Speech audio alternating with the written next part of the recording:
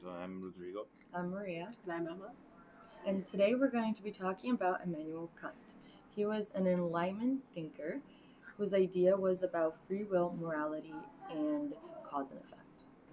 So he was born in Königsberg, which is now Kaliningrad in Russia, but it used to be Prussia. And he was born to a modest pietist family. He went to the Collegium Fridericianum for about 8 years throughout his childhood, from about the time he was like 8 till he was about 15. After that, he went to the University of Königsberg and studied philosophy, and he also studied some political science. He did political science, was what he actually loved, Yeah. but he was not good at it. But he wrote some articles about it, but after that he started tutoring, right? Oh, yes. He saw that he was doing better in the philosophy articles that he wrote, so he started tutoring for 6 years.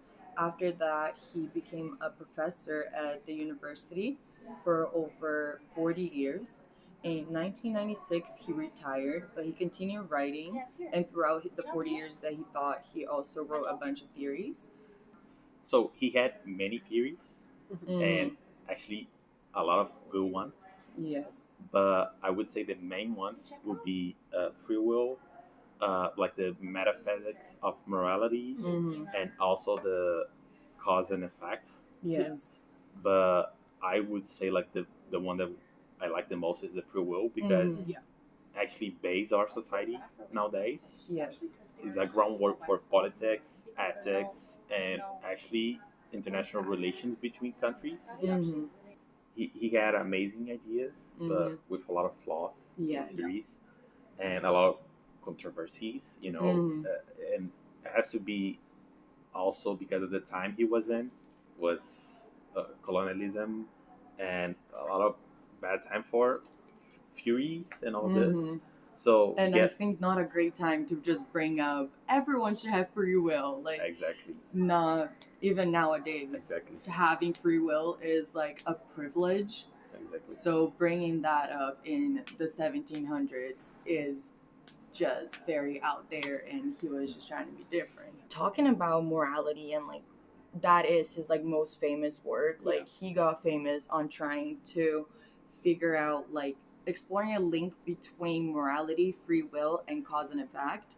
How all of that, how we behave, like how we do it, how we portray our free will, our morality, and how that causes cause and effect in our personal life. Well, the idea is that morality could not exist without the existence of free will.